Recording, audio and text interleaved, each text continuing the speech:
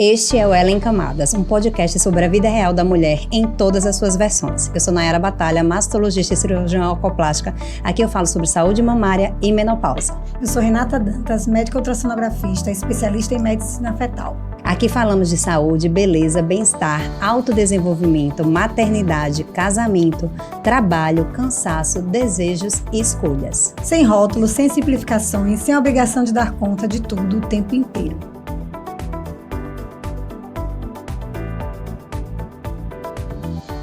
Nem toda mulher está tentando engravidar hoje. Algumas sonham com isso para daqui a alguns anos. Outras estão vivendo a gestação. Algumas enfrentam a infertilidade. E há aquelas ainda que nem sabem se sua fertilidade merece ser conhecida. Hoje vamos conversar sobre a fertilidade, não apenas sobre tratamentos, mas sobre planejamento, autonomia e conhecimento. Porque conhecer a própria fertilidade não significa decidir ser mãe agora.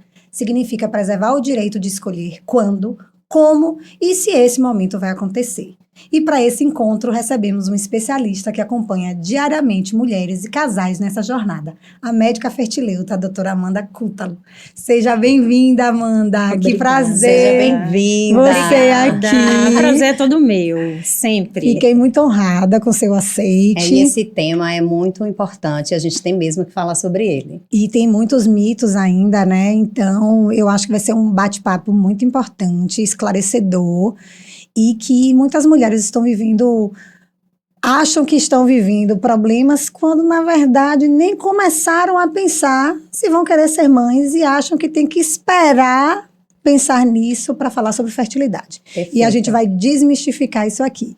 Eu queria que você falasse um pouquinho sobre suas camadas. Quem é a Amanda? Ok, então vou começar pela camada principal, digamos assim, né? Que foi o motivo principal para eu estar aqui hoje, que é a minha camada profissional. Então, eu sou médica, eu sou formada aqui na Bahia mesmo, eu fiz a Universidade Federal. Confesso que não era um grande sonho da minha vida ser médica, né? Eu fui descobrindo a medicina aos poucos no decorrer da minha vida. Eu queria ser engenheira química. Tudo a ver. Olha só, hein? Né? Estudei na escola técnica, então tinha toda aquele incentivo a fazer alguma área relacionada à parte tecnológica, industrial, mas foi desviando um pouquinho desse caminho que eu cheguei na faculdade de farmácia e fui parar em medicina. Então, me formei aqui, dentro da faculdade me apaixonei por saúde da mulher, né, e já comecei a me apaixonar também por reprodução assistida, e aí eu coloquei isso como meta de caminho para mim. Então, a minha camada profissional é essa, eu fui seguindo esse caminho, um caminho que me identifico demais hoje em dia, que foi com certeza uma escolha maravilhosa, e que eu faria de novo, certamente, mas levei algum tempo até finalizar, né, toda essa preparação para poder hoje estar atuando como médica fertileuta. Fale, Amanda, vou te falar, desculpa. São 6 anos de faculdade, mais 3 de residência, mais 1 de pós-graduação, boa parte desse longe de casa, mas voltei, ainda bem. O paciente nem sabe, né? Nem sonha que esse percurso, assim, é tão grande. E não para, né? E é eterno, né? É um percurso eterno. E, Amanda, quem é você como pessoa? Nos conte quem é essa pessoa. Bom, é difícil falar, assim, da gente, né? Dá sempre um nervosinho, assim, quando a gente vai falar quem a gente é, mas eu acho que eu sou uma pessoa muito simples, assim. Eu vim de uma família muito simples com relação a o que a gente gosta de fazer. Então, sempre fui muito, assim, aquela menina pé no chão, descalça, sabe? E eu me mantive assim até hoje. Então, eu tenho muito prazer de estar na minha casa, de ter uma casa muito gostosinha para ficar lá. Aquelas coisinhas do dia a dia, ir na casa da amiga, fazer uma visita, essa sou eu, né? Eu sou uma pessoa simples de gosto, assim. Claro, né, que isso não impede de eu gostar de fazer umas extravagâncias e viagens e tudo mais. Mas, no geral, eu sou uma pessoa assim, cultivo muito minhas amizades, eu acho que isso é um ponto chave central na minha vida. Não casei, não tenho filhos, então eu acho que o meu maior convívio hoje é profissão e amizades, e eu sou completamente realizada e feliz até esse momento. Que ótimo, isso é importante. E você é mãe de pet, você tem uma Sou mãe de gatinha. pet, tenho 2 gatinhas. 2 gatinhas lindas. Já eu tive vejo mais sempre. um, mas ele era muito danado, aí eu deixei com a avó. Ah, essa parte é ótima, de mandar pra casa da avó. Mandei pra casa da avó pra ela educar, mas vou visitar de vez em quando esse meu filho rebelde. Mas Amanda- amo minhas gatinhas. Que bom. E eu acho assim que a simplicidade é quem nos torna essência, né? Que às Exato. vezes a gente se perde nesse mundo assim tão digital, tão acelerado. E a simplicidade, o povo brinca assim, ser feliz no simples, mas a simplicidade é a gente sentir o prazer nas coisas do dia a dia, na nossa rotina. E isso faz todo sentido, né? É quem a gente Exato. realmente é, né? E não precisa Quando- estar provando nada pra ninguém, né? Exatamente, quando a gente sai dos holofotes, Exatamente. que os holofotes hoje são as redes sociais, né? E a gente, do nosso dia a dia, do nosso gostinho, nossa comidinha, o que a gente gosta de fazer, e isso é muito individual e é uma delícia. E que a As gente tem que coisinhas da preservar gente, também, né? né? Que a Total. gente, né? Amanda, como você fala, assim, você trabalha com fertilidade feminina, é algo muito importante. Eu queria que você trouxesse para a gente entender e esclarecer para quem está nos ouvindo. Quem é a paciente que procura a doutora Amanda? É a paciente que está com infertilidade? É a paciente que quer ser mãe no futuro? É a paciente que tentou, não conseguiu e não sabe por que não conseguiu? Quem é essa paciente que deveria procurar a doutora Amanda? Bom, primeira coisa de todas, né? Apesar de eu ser ginecologista de formação, né? E teoricamente, né, ter uma formação voltada para atender mulheres, quando a gente vai para a reprodução assistida, a gente abre todo um leque.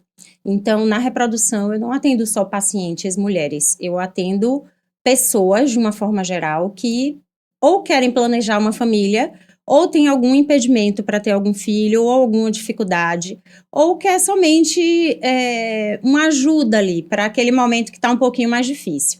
Então, eu atendo casais heteroafetivos, eu atendo casais que vão ter filho ainda, mas que querem se planejar. Então, a gente faz uma consulta pré-concepcional, solicita exames, vê se está tudo bem, libera para engravidar. Mas, no geral, eu atendo pessoas que têm infertilidade, né? Que têm dificuldade de engravidar ou que têm algum impedimento biológico para essa gravidez acontecer, como um casal formado por 2 mulheres ou um casal... enfim, não vou nem dizer 2 mulheres, né? Um casal formado por pessoas que têm os mesmos gametas, Sim. né? Sim. Podem ser mulheres cis ou não, mas tem essa particularidade na reprodução assistida, que é você atender todo tipo de gente, inclusive pessoas que não têm planejamento nenhum de ter filho naquele momento, mas querem, às vezes, né, entender como é que isso funcionaria no futuro.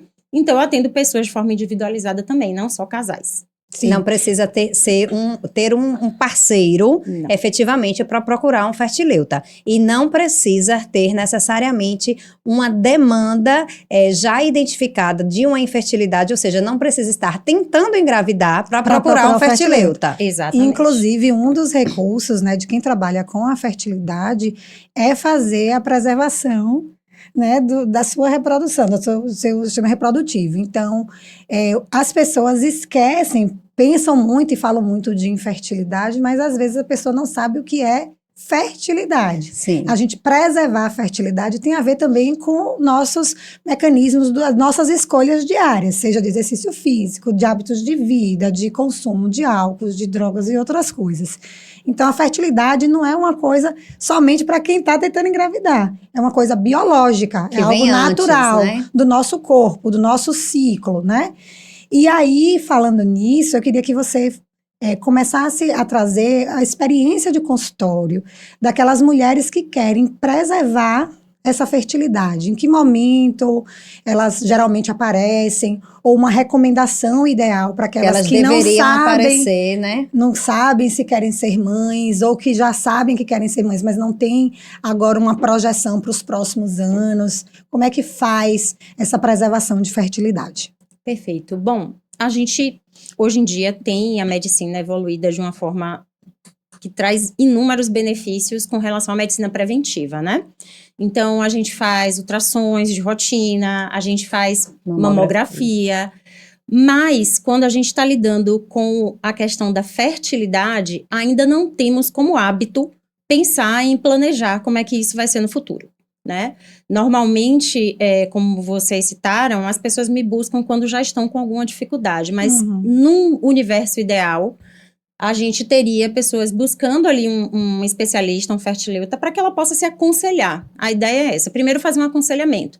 Será que eu tenho realmente indicação? Ou será que eu tenho como fazer um tratamento que preserve a minha fertilidade? Será que, de fato, você precisa disso? Porque, às vezes, se você tem 30 anos e planeja engravidar aos 32, talvez você não precise. Mas é importante que você aconselhe, porque daquelas 100 pessoas que você atende, uma vai ter um problema que me chame a atenção e eu vou direcionar ela de uma forma diferente. Então, quando a gente pensa em preservar a fertilidade, é nesse sentido, é de você conseguir manter um certo potencial de formar uma família da forma que você quer, seja com seus óvulos ou mudando de ideia mais para frente, mas você poder, né, empurrar um pouquinho para frente essas tomadas de decisão. É uma garantia de que você vai conseguir engravidar se você preserva a sua fertilidade? Não é uma garantia, mas é justamente para trazer para as pessoas um pouco mais de flexibilidade. Momento ideal, né? A gente considera o momento ideal aquele momento em que a gente tem melhor qualidade dos óvulos, que é, de preferência, até os 35 anos. Mas isso não quer dizer que quem tem mais de 35 anos não possa fazer uma avaliação, pelo menos, para saber se vale a pena congelar. Porque a gente não tem uma taxa zero, né? Quantas vezes a gente vê mulheres de 41, 42 anos que, mesmo não sendo a maioria, conseguem engravidar de forma espontânea. Então, a gente não tem uma perda total da capacidade reprodutiva. A gente tem uma redução. Então, podemos também ainda preservar essa fertilidade mais para frente. Mas isso, eu acho que é interessante que eu diga que não deve, assim, quem puder não postergar é muito melhor, né? Quanto mais cedo você faz o óvulo de hoje, ele é melhor do que o óvulo de amanhã. Então, quanto mais cedo você pode planejar, congelar, ou pelo menos entender para que serve isso, melhor para você tomar uma decisão mais assertiva, assim, com relação ao seu futuro. E, de fato, é uma pergunta que as pessoas até fazem, né? Uma dúvida. Existe, de fato, um relógio biológico, né? Para a mulher existe esse relógio biológico. Você falando aí me chamou muito a atenção um pareamento que eu faço com câncer de mama. Quanto mais cedo, às vezes a pessoa... Primeiro, eu não quero ser mãe. Hoje, amanhã, quando você não puder mais, quando estiver mais difícil, será que você vai querer? Primeira coisa. Então, a gente tem que pensar, eu acho que a fertilidade a gente pensa a longo prazo, não é a curto prazo, né? Pode ser para algumas pessoas que já estejam ali no relógio biológico já batendo. Outra coisa que eu penso, a partir do momento que você não pode, ou que você não consegue, você mudou de ideia. Não é melhor tentar, enquanto você tem ali um alagamento controlado, do que você ter uma inundação, né? Sim. Então, eu penso também assim para o câncer de mama. É melhor, às vezes a paciente, eu não quero procurar um mastologista porque eu vou encontrar alguma coisa. Eu não quero fazer meu ultrassom porque eu vou encontrar alguma coisa. Veja bem, a coisa já está ali. Você vai encontrar hoje ou amanhã. Você pode negar ou não, né? Ela já está ali, instalada. Então, assim, ou se você fizer hoje, o caminho é mais curto e talvez menos sofrido. A mesma coisa vai para a fertilidade. Se você, talvez hoje você não queira, mas amanhã, quando você quiser, e você não sabe se pode ou se não pode, será que você não tinha mudado de opinião nesse momento hoje? Né? Então, assim, acho que a palavra que você usou, aconselhamento. É você procurar um aconselhamento com um médico especialista para saber se aquele momento para você o ideal é hoje, ou se você pode esperar, ou em você esperando, quais são as perspectivas que você tem lá na frente. Né? E assim, né, que é que eu vejo, as individualidades são múltiplas. Às vezes, o que eu espero para hoje, para mim, é completamente diferente para outra mulher. Então, essa conversa, né, muitas vezes que começa com uma amiga, né? Às vezes não é nem no ginecologista. Uma amiga diz, tá chegando a hora, não engravidou, será que não é melhor? Às vezes, hoje, né, com a informação mais disponível, acaba que as amigas, as pessoas acabam falando uma para as outras. Exato. Às vezes não era nem para meter o dedo, né, na coisa, mas assim, será que não é o momento de você conversar com a sua ginecologista, com a fertileuta, mas eu nem sei se eu quero ser mãe. Essa conversa não deve ficar só com a amiga. Exato. Tem que ficar com um especialista para fazer um planejamento, porque não necessariamente você querer ser mãe, né, a decisão tem que ser tomada hoje para você preservar a fertilidade. Exato. Né? E eu faço uma consideração importante aqui. O fertileuta é importante. A amiga é importante também, tá? Assim, eu acho que a amiga é bem legal, assim, é uma pessoa para você trazer para conversa. Né? Fertileuta é muito importante, mas tem um profissional aí que não pode ser deixado de fora, né? Um profissional relacionado à saúde mental, psicólogo principalmente. Porque são muitos atravessamentos que nós mulheres passamos para a gente decidir quando, como e se a gente quer ser mãe, né? E de que forma, porque a gente tem uma pressão para engravidar, a gente tem uma pressão para ser bem-sucedida profissionalmente, a gente tem pressão de todos os lados, dentro de casa, com a família que não mora com você, com seus amigos. Do tempo também, né? Do tempo. Então, é algo que você vai ser colocada ali. Há 20 anos atrás, talvez você não tivesse de forma tão difundida a possibilidade de fazer um congelamento, mas agora, cada vez mais cedo, você é confrontada, pelo menos, olha, você antes tinha um problema, que era decidir se queria ser mãe ou não. Agora você tem outro problema, que é decidir se você quer congelar ou não, né? Então, o resultado disso é o mesmo, mas o aconselhamento de um profissional de saúde mental também é imprescindível, porque às vezes o medo que você tem, o que te segura de não fazer, ou o motivo que você está usando, buscando para fazer aquilo dali, às vezes não tem nada a ver com você. Eu já tive paciente que desistiu de congelar óvulo, porque no meio do processo ela falou assim, isso não é para mim, olha, alguém não que tá quero ser cobrando, mãe, né? Ela falou, não quero ser mãe. Claro que com muito jeitinho, para que isso não fique também mais uma pessoa, né? Um profissional ainda que tem um peso ali com relação ao conhecimento científico, mais uma pessoa te cobrando. Mas é importante que eu diga assim, olha, se você tiver um mínimo de dúvida, congele, mas também entender que o meu lugar ali é respeitar a decisão da outra pessoa. Se ela tem informação, se ela já sabe e ela pode escolher de uma forma lúcida, eu vou apoiar, obviamente, né? Sim. Então, a avaliação, o contato, ele serve para isso. Então, fertileuta, amiga, companheiro, que às vezes é importante você ter ali um companheiro, uma companheira, né? Parceria. Você vai discutir sobre isso também. E, às vezes, né, trazer ali nas suas sessões de terapia a possibilidade de conversar sobre isso, que eu acho imprescindível. Amanda, mas eu acho que além desse grupo aí que você falou, eu acho que nós profissionais que lidamos com a mulher... Sim, todos nós né? precisamos trazer essa luz, que eu digo para você, porque... Número 1, eu atendo majoritariamente mulheres. Sim. Eu quero que inclusive você fale sobre isso, mas eu vou guardar aqui para... Primeiro eu quero fazer uma ponderação que nós...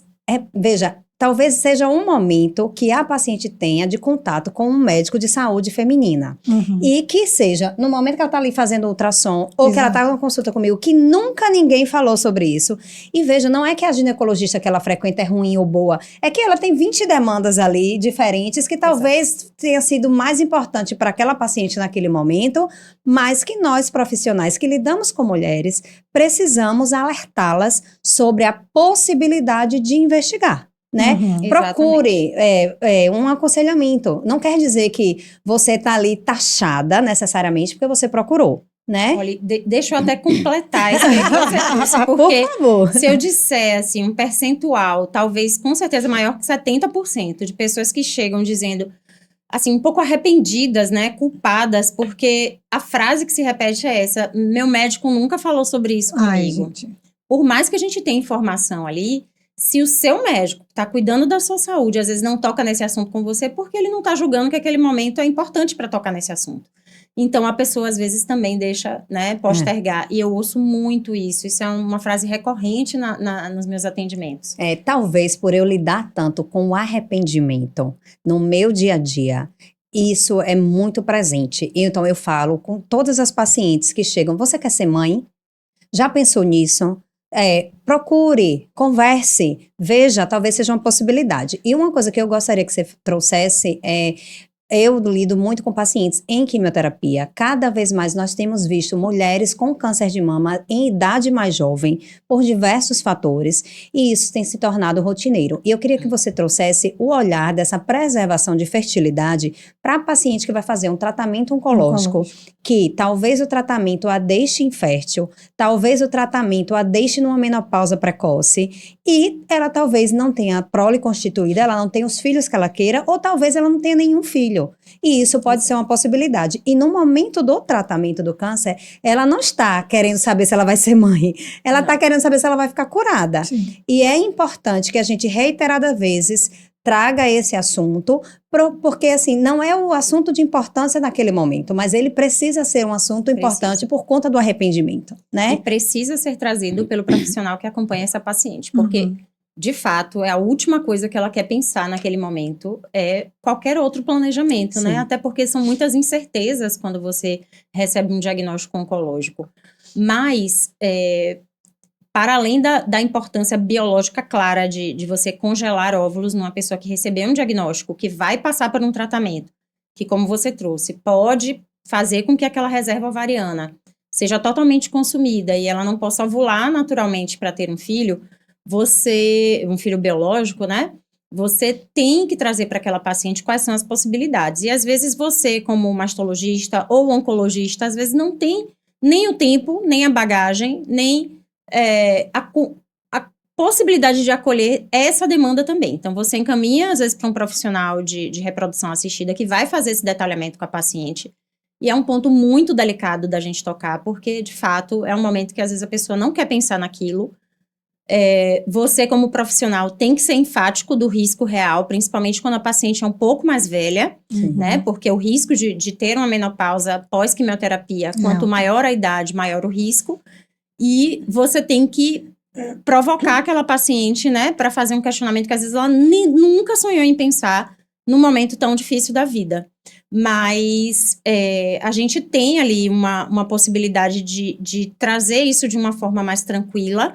É um tratamento que, se for feito, se a paciente deseja fazer, é muito rápido, muitas vezes muito tranquilo, né? Então, dá tempo, não vai atrasar o tratamento dela de quimioterapia, não vai atrasar a cirurgia, e dá tempo de conduzir isso de uma boa forma. A grande maioria das pessoas acabam falando sobre a fertilidade somente quando estão investigando a infertilidade, né? Então, antes de tudo, eu queria que você trouxesse os conceitos da infertilidade. O que é infertilidade?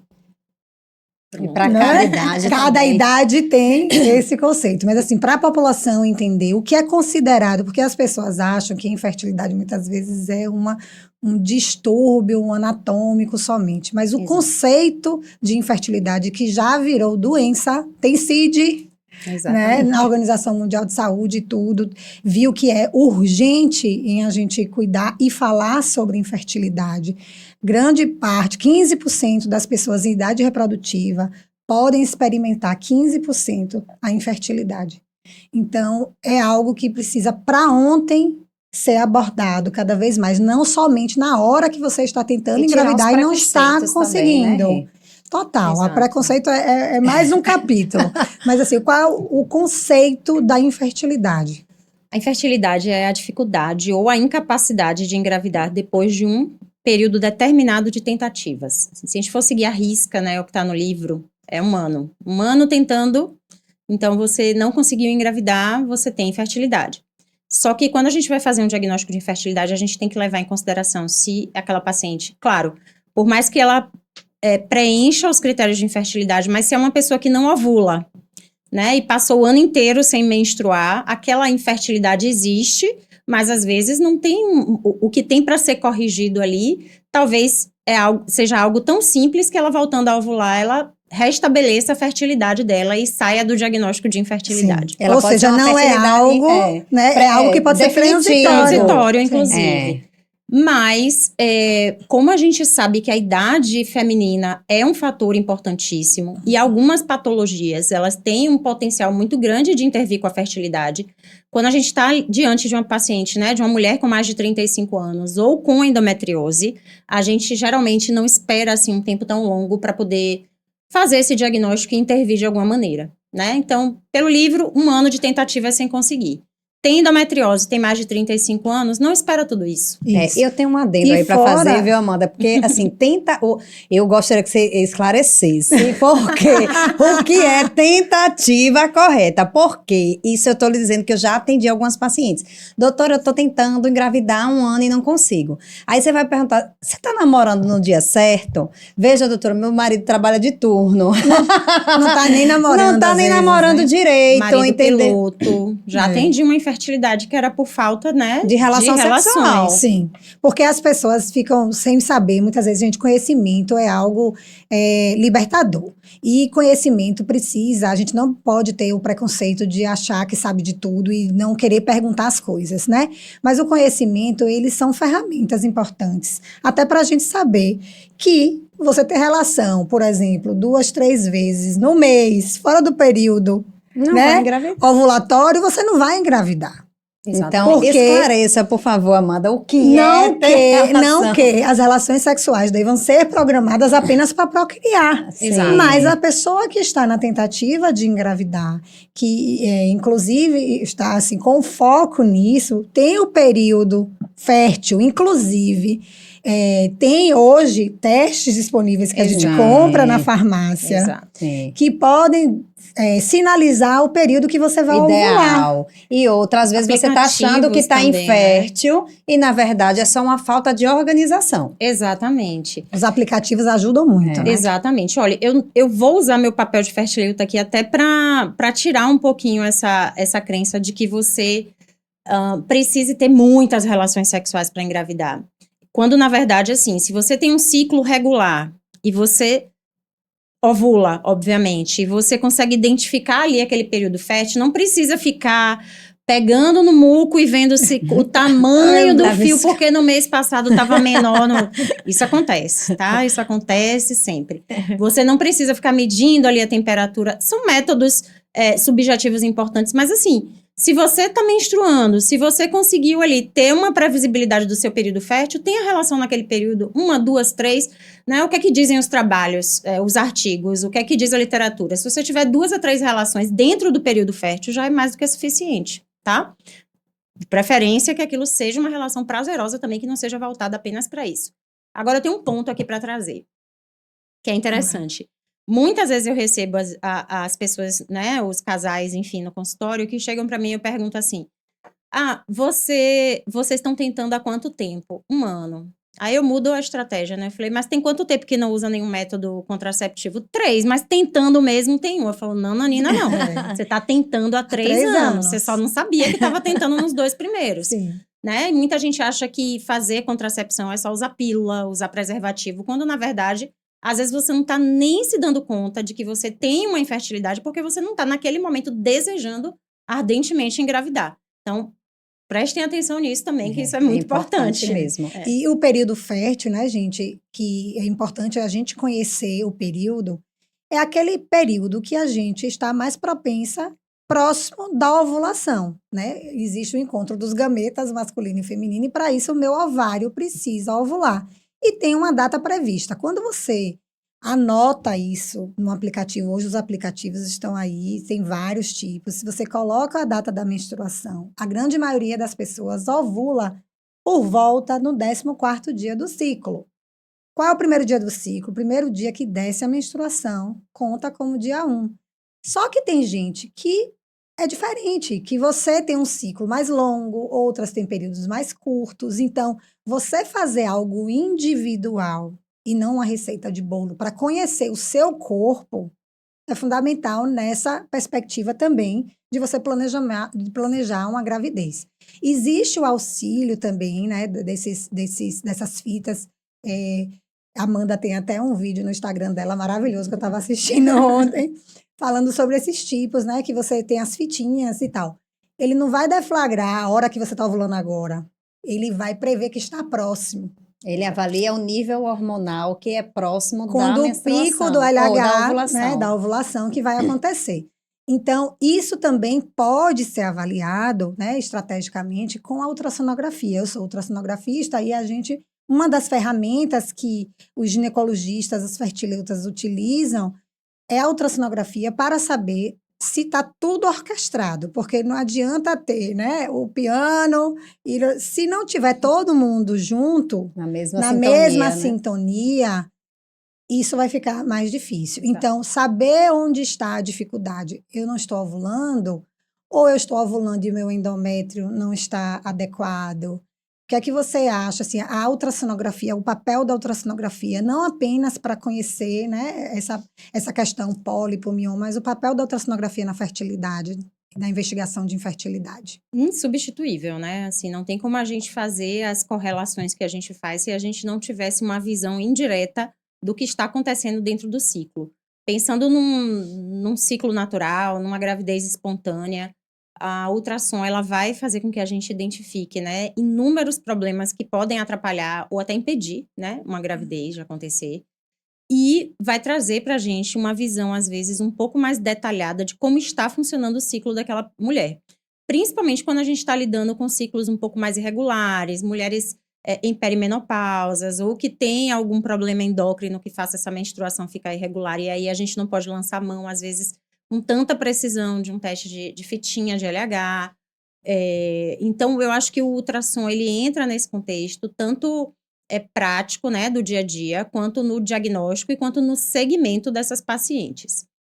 E eu acho que na investigação também a gente tem muito que trazer, né? Assim, Endometriose. exatamente, tudo isso, né? endometriose. A avaliação de trompas, inclusive, pode ser feita por imagem de ultrassom. Então, eu acho que infinitas possibilidades. Assim, Isso. nosso braço direito é a imagem. E é engraçado, né? Eu que trabalho com ultrassom, muitas vezes a paciente não está nem investigando nada e vai lá.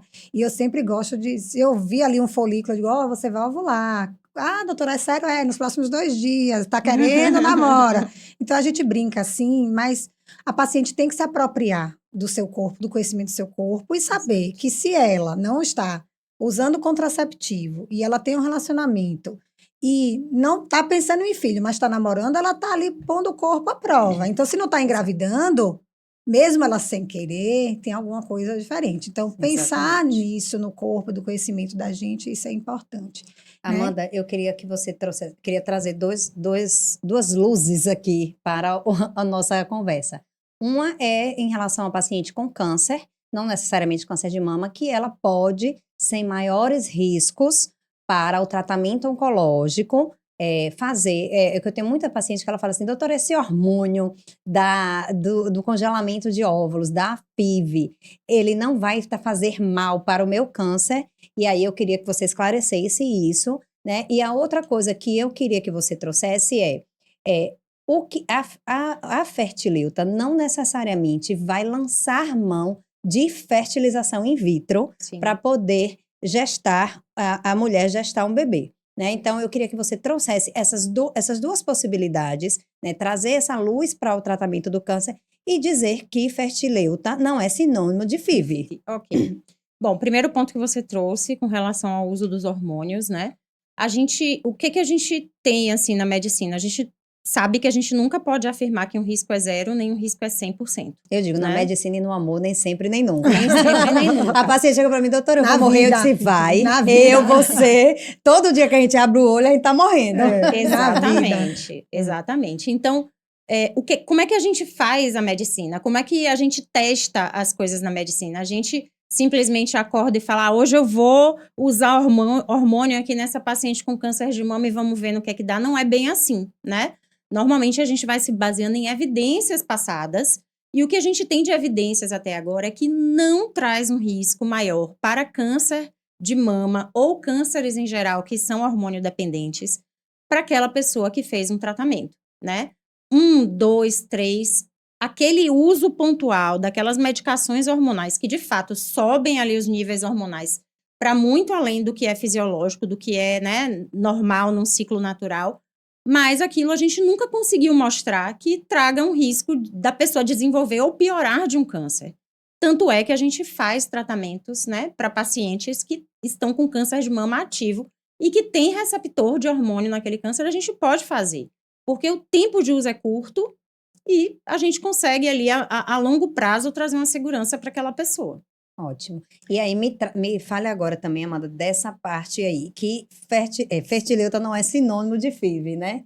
Bom, a gente falou que a infertilidade é uma dificuldade para engravidar, e essa dificuldade ela pode estar em qualquer parte do caminho entre o óvulo e o espermatozoide, tá? Então, você tem causas de infertilidade que são anatômicas. Eu tenho uma trompa que é obstruída, eu tenho um espermatozoide que não consegue sair, né? Ele é produzido, mas ele não consegue sair na ejaculação. Eu tenho uma ausência de útero. Isso daí são causas anatômicas para infertilidade. Mas existem causas que são muito subjetivas ou que podem ser tratadas de outra forma que não seja a fertilização. É claro que a fertilização, ela amplia as possibilidades de engravidar na maioria dos casos dos pacientes inférteis, mas não é a única solução. Se a gente tem trompas funcionando, espermatozoides em uma boa quantidade, tem uma qualidade de óvulos ainda satisfatória e a gente consegue ajustar a ovulação, né? Até então não tem um impeditivo. Então, dependendo do que o seu corpo ofereça, você pode tentar métodos mais simples. Mas eu trago aqui um ponto importante. Às vezes, a gente não vai achar um bloqueio total na possibilidade de engravidar.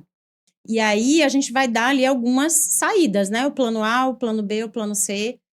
E muitas vezes o que traz uma chance maior, de fato, é a fertilização in vitro. Por isso que a gente, às vezes, oferece como plano A.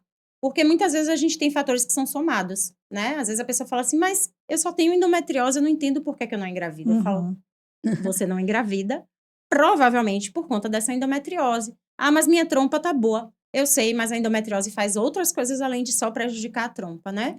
Mas eu acho assim também, Amanda, é que às vezes a pessoa tem um medo, né, pelo custo da Sim. FIV, pelos hormônios que a pessoa tem medo de usar, e não procura o fertileuta porque acha que fertileuta é só FIV. Vai mandar fazer uma Mas FIV. você pode ter o que é uma síndrome de ovário policístico, que mudou o nome, e você organizar aquilo ali, Exatamente. reduzir peso. Exatamente. Estratégias, diminuir álcool, tudo isso, né? E tem o fator Exatamente. masculino também, que sempre se esquece, né?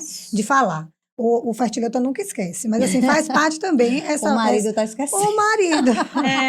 Com certeza. O marido, Às vezes né? naquela avaliação do ginecologista geral, né? Até porque não faz parte do que o gineco geral faz, ele pode aconselhar, mas ele não vai investigar seu parceiro, né? Isso. Então, é interessante buscar o fertileuta nesse sentido e nem sempre você vai sair com indicação de FIV. Tem muita paciente, às vezes, que quer fazer a FIV e eu falo assim, calma.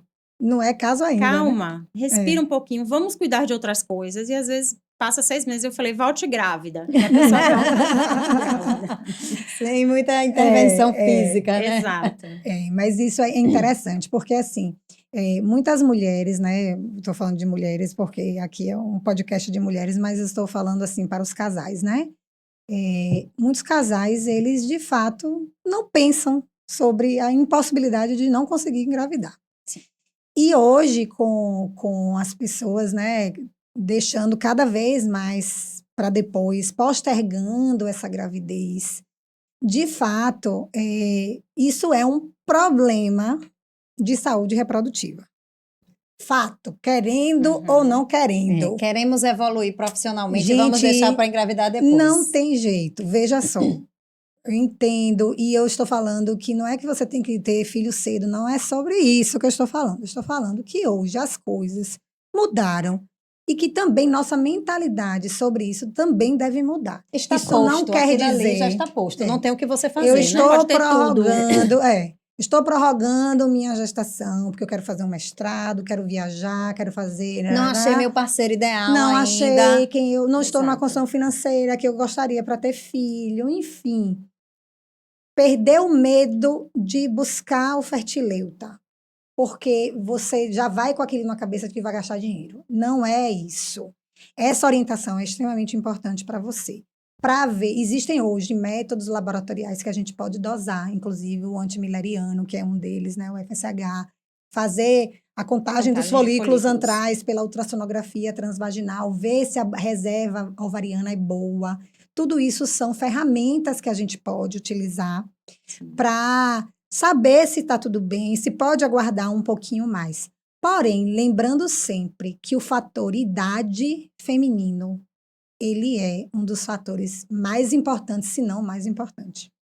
Baixou depois de 35 anos, a nossa fertilidade cai muito. Diferente dos homens, né, que eles têm os espermatozoides renovados A cada 90 dias. a cada 90 dias, nós mulheres nascemos com É os muito nossos injusto o mundo. óvulos, Exato. né? Nascemos com nossos óvulos E a morreremos sem eles. Exato. e a gente vai perdendo os óvulos ao longo dos anos. Eles não são renovados. Então, relógio biológico é difícil para nós mulheres. Não é vergonha, não é para sentir culpa, mas é planejamento estratégico. Exato. Até porque a gente tá com uma mentalidade hoje, né? Eu acho que não é nem só profissional, mas eu me sinto assim, eu acho que há 30 anos atrás, uma mulher de 40 anos não se sente como eu me sinto hoje. Eu me Não. sinto Jovem, uma garota, concordo né? plenamente. A garota que acabei de sair do ensino médio, assim, a minha vida tá começando. Começando agora, E estou no auge. até Exato. a própria expectativa de vida. Veja, a expectativa de vida é 83 anos da mulher brasileira. Você tá com 40, eu tô com 43, Rei tá com 44. A gente viveu metade Isso. da nossa vida. Tem muito pra Tem vir muito aí. chão pela Tem frente muito aí chão. ainda. Muito chão. E não dá, assim, como eu falei, não dá pra gente ter tudo. Por mais que a gente ainda se sinta muito jovem, biologicamente nosso corpo não foi planejado para que a gente engravide lá na frente, né? Com uma idade mais avançada. Pode acontecer? Pode, mas não é o que a biologia traz pra gente. A gente era para ter começado a ter filho lá, né? Se a gente for pensar assim, na biologia mesmo, quando a gente começa a ovular, quando a gente começa a ter ciclos menstruais. Mas, obviamente, que a gente já evoluiu muito para não precisar fazer isso, né, por uma questão puramente biológica. A gente pode usar a biologia a nosso favor. Inclusive, né, a gente sabe que a idade avançada, ela não traz só risco de infertilidade. Ela traz o risco também de outras questões relacionadas à gravidez, né? Você que trabalha com ultrassom, você que faz ultrassonografia durante o período gestacional, a gente sabe que os riscos também estão A gente é aumentados. gestante idosa, não tem jeito. Exato. Isso o Fertileuta também faz esse tipo de aconselhamento, né?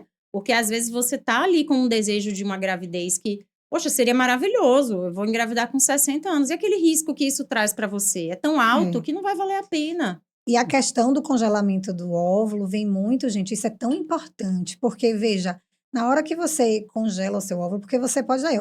meus folículos são lindos, gente, eu tenho 44 anos, eu tenho muitos folículos.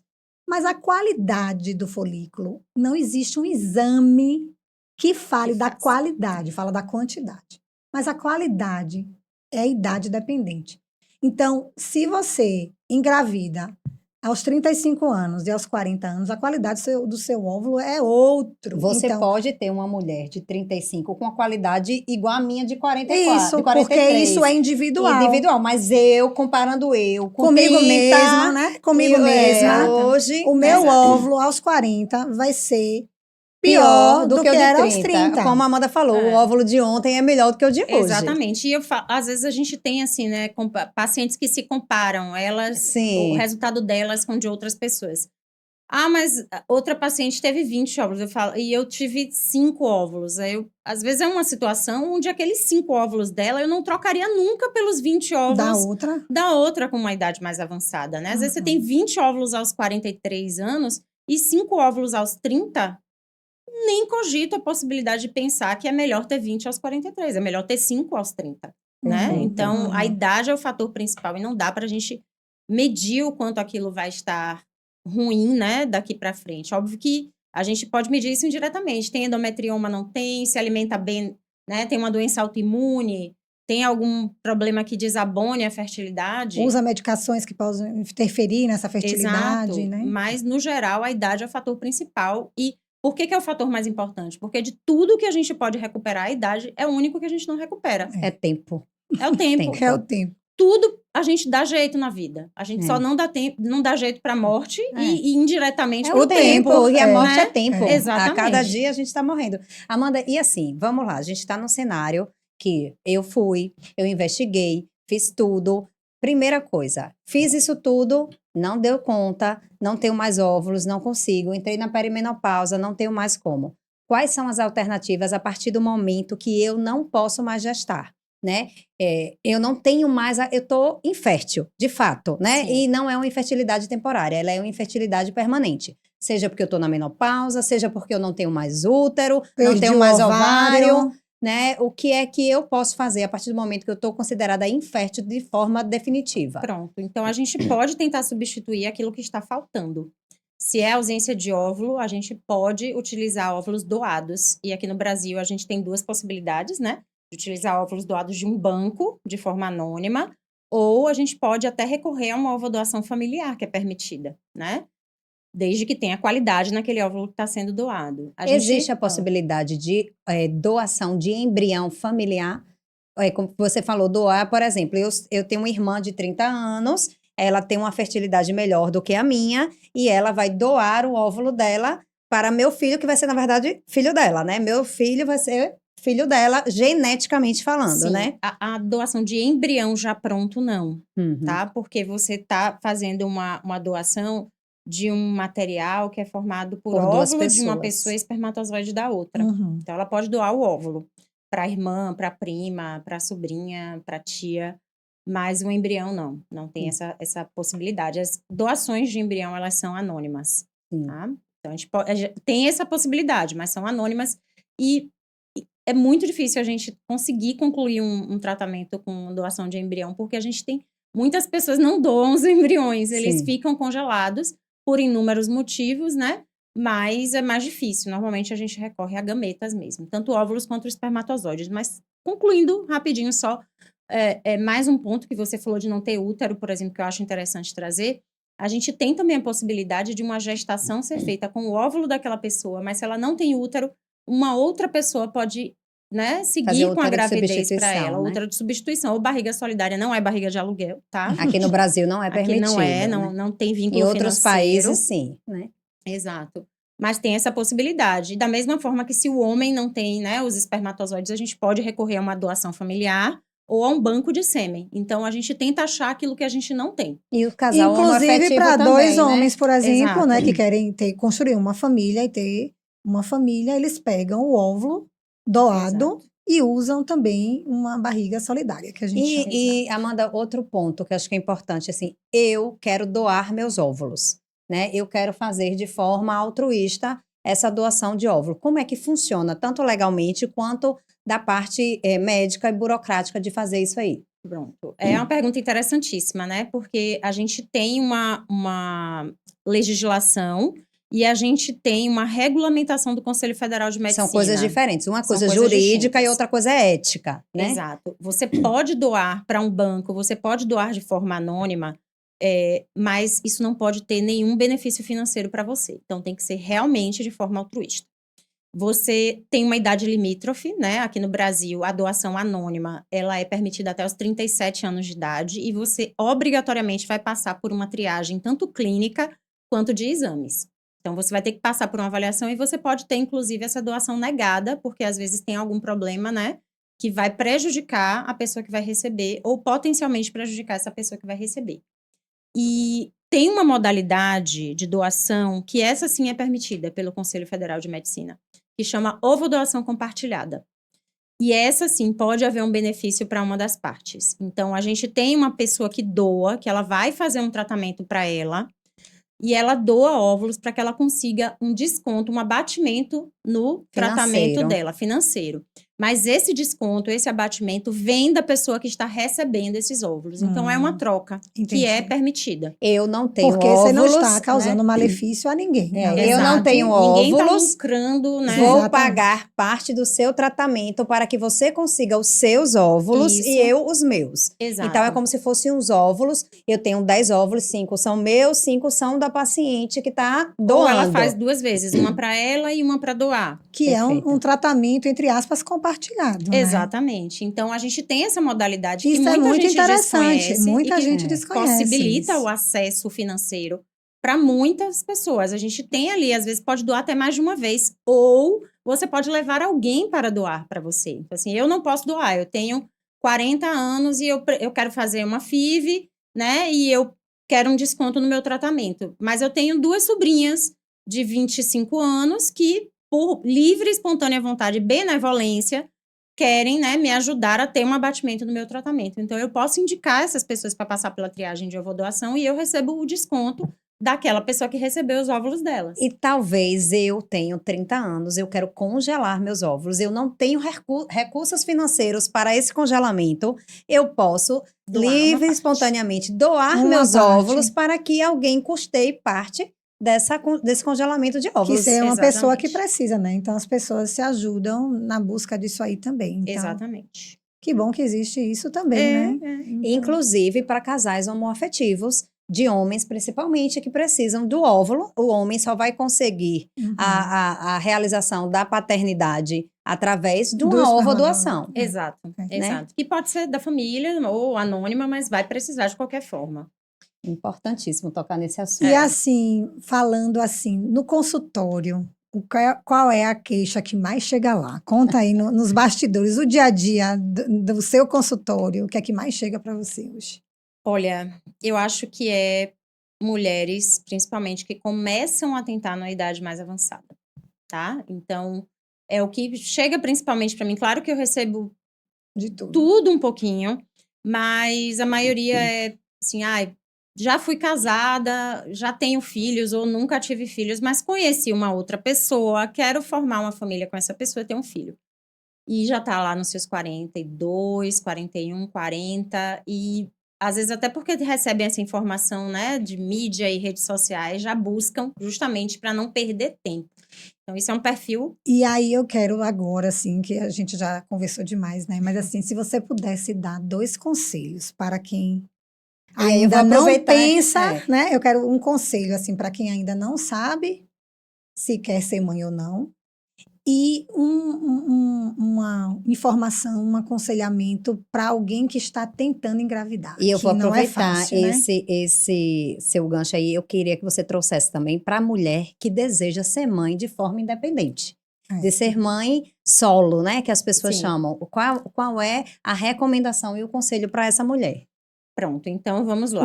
Eu vou A gente- começar. a gente ia chamando, a gente vai chamando Conselho doida. para quem ainda Para quem ainda não tem certeza sobre maternidade. e que está chegando próximo ali aos 35. Busca um aconselhamento, de preferência com um profissional especializado, porque aquilo vai abrir tanto leques, né? Vai abrir aquele leque de possibilidades na sua cabeça, inclusive até saber que existe ovodoação, né? Que se você não, né, quiser postergar um pouquinho e não utilizar seus óvulos, tem gente que não sabe que isso existe, nunca teve Uhum. contato. Então, faz um aconselhamento que você vai descobrir muita coisa aí. Sai do aconselhamento com tudo que você recebeu de informação e vai conversar com seu psicólogo. E decide, né? Depois. E outra Exato. Para as coisa. tentantes. Não, e outra coisa, Amanda, eu acho importante você falar sobre isso. Não perca tempo indo para o profissional que não vai lhe resolver nesse Isso. processo. Vá Então, se direcionado. você já tem esse discernimento, você já vá direcionado para o profissional Uhum, correto, né? Não certeza. perca tempo Não perca com o Exatamente. profissional E para as equivocado. tentantes, né? Pronto, eu vou até olhar nos olhos, assim. Para as tentantes, o que é que eu posso dizer? Eu sou a pessoa que trabalha com pessoas que perderam tempo na maioria das vezes e se arrependem disso. Então, por favor, usem a experiência de outras pessoas que passaram por uma situação muito difícil a seu favor. É muito bom, às vezes, você conseguir realizar a maternidade e a paternidade de uma forma espontânea. Isso é o que a gente nasce querendo, né? Assim, na maioria das vezes. Mas, quando não está acontecendo, busque ajuda logo, porque a gente falou tanto isso aqui, o tempo é o fator principal. Não perca, não. Vá, porque isso a gente não recupera, tá? Né? Perca o medo, eu acho que assim, É. perca o medo, né? Perca o preconceito, Exato. né? Chega, me emocionei, me arrepiei. É, Porque eu acho que falta isso. As pessoas ainda têm muito preconceito. Ai, E gente, esse, eu acho esse assim, cuidado, assim, né? Sem julgamento, sem só acolher e aqui, vamos sentar E e eu ver vou- o que é que a gente Ninguém pode é fazer. pior, né? Não, você ou- falou aí, veio uma coisa na minha memória, sabe o quê? Uma vez eu tenho uma amiga que ela tinha 41 anos, tinha um filho já de 10 e queria ser mãe de novo. E aí tava tentando. Aí ela falava assim, aí eu, amiga, você já procurou um fertileuta? Vai procurar. Aí ela, amiga, se Deus quiser, meu filho vai chegar. Aí eu parei assim, eu disse, vem cá, amor. A medicina é de Deus. A medicina não é de outro local. Exatamente, A medicina é Ajude de Deus a conseguir Deus, também, né? entendeu? E assim também para um câncer. Vem cá, para um câncer, você teve um câncer, você vai esperar Jesus interceder por você Exatamente. de livre e espontânea vontade ou você vai procurar as Exatamente. ferramentas que Deus colocou no mundo para Já poder lhe viu a ajudar. historinha do barco, da pessoa que ficou pedindo o barco? Oh, Essa Deus. eu conto sempre essa história, Essa eu conto Amanda. sempre também. Essa que tá na ponta da língua. É. Mas eu mandei tantos barcos. Pois é, mas eu mandei ali um fertileuton, um ginecologista, um ultrassonografista E pra te você, avisar e isso. você não ouviu. Então, né? eu acho assim que é lógico que a gente respeita as religiões e a religiosidade, mas a Exato. gente tem que entender que a medicina e os avanços tecnológicos da medicina são de Deus, não é de Exatamente. outro cenário, E né? até para você conhecer. O conhecimento liberta, ele te dá também essa possibilidade de você escolher. Mas não escolha sem antes conhecer. É. Né? Exatamente. Não escolher já é um tipo de escolha. É, Não e procurar. outra, não seja uma escolha burra, cega, com aquele cabrecho ali, você tá assim, eu só vejo isso, não, veja as Exatamente. outras possibilidades. Se liberte, assim, desse estigma de fracasso, né? Porque não é um E culpa algo que a também, gente- Amanda, né? fracasso e culpa. A gente não escolhe ter uma comorbidade ou uma questão que dificulte a gravidez de acontecer. Então, você, às vezes, encarar que você quer tentar porque você precisa conseguir Na aquilo. força do braço, né? Na força do braço não dá. Faça isso na sua vida profissional, porque isso talvez você tenha algum controle, né? Mas quando a gente está falando de biologia, às vezes não dá. E a gente vai trabalhar com isso. Qual é o seu resultado final? Às vezes eu pergunto muito isso em consultório. Você quer ganhar ou você quer ter um neném? Né? Isso. Então, Quer assim, ter razão ou quer ser ter feliz? Exato, é isso. Pronto, quer ter razão, quer ser feliz. Foque lá, ó. É. Foca no final, você com seu neném em casa, né? E no final, Fazendo o que depois, você ninguém quer vai, fazer. ninguém vai falar, seu filho foi de quê? Foi filho, foi doação, Né? foi Meu filho é adotado, Nada. foi o quê? O amor vai ser ali igual, não importa como Exatamente. veio. Né? Foi uma conversa muito especial. Eu acho que muitas Necessária. pessoas ainda têm muitas dúvidas, né? É um espaço aberto, o Instagram de Amanda, né? Vai ser disponibilizado para você também acessar o meu de Amanda, Nai. fale seu Instagram aqui para as pessoas que querem saber mais. Amanda, maravilhosa. Doutora.amandacútalo. E aí a gente vai deixar também nas redes sociais do Ela em Camadas, que você pode procurar a Amanda, né? Para tirar Exato. sua dúvida, né? Acho que conhecimento, o que Rê falou, conhecimento é libertador, né? Exato. E para finalizar, porque Infelizmente. temos que E terminar. assim, eu amo esse tema, que bom que trouxemos vocês, estamos muito felizes, assim. Sempre que eu acho que todas as vezes que a gente consegue desmistificar um assunto que é cheio e rotulado de estigma, De medos, de né? preconceito, de medo, e onde o tempo faz a diferença, eu acho que a gente, com certeza, tenho absoluta certeza, que a sua voz aqui hoje deu luz e muita tranquilidade para muitas mulheres que vão ouvir, eu não tenho a menor dúvida. Então, assim, eu acho que quando a gente fala nesses temas sensíveis e que tem uma peculiaridade e pouco conhecimento e muito preconceito, é muito importante que a gente dê luz e muita luz e fale, até que se torne algo comum, né?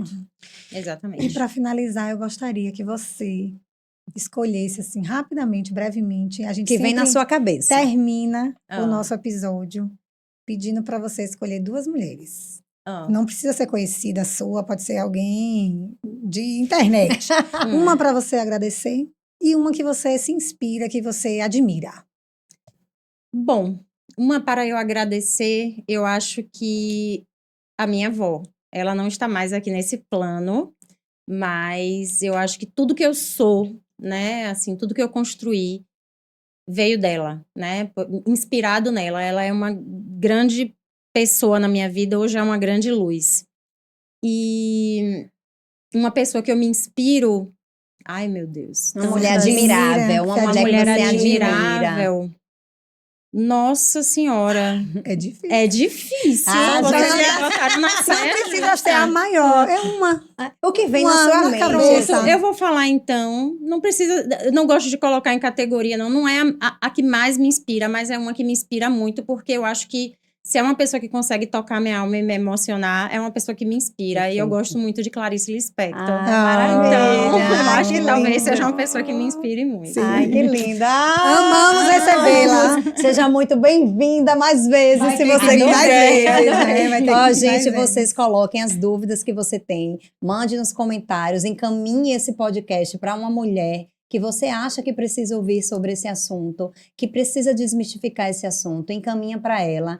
que a gente faça informações de qualidade com médicos especialistas nisso, para poder difundir essas informações, tá bom? E a gente fecha um ciclo de 10 episódios. Vamos para a segunda temporada, ainda mais legal. E a gente conta com a participação de vocês. Vocês trazem muitos temas interessantes e o carinho de vocês, mandando sempre mensagem para a gente, é uma delícia. Então, tem sido um prazer estar aqui com vocês. A gente sempre sai melhor. Maravilhoso. Beijo, até a próxima. Até.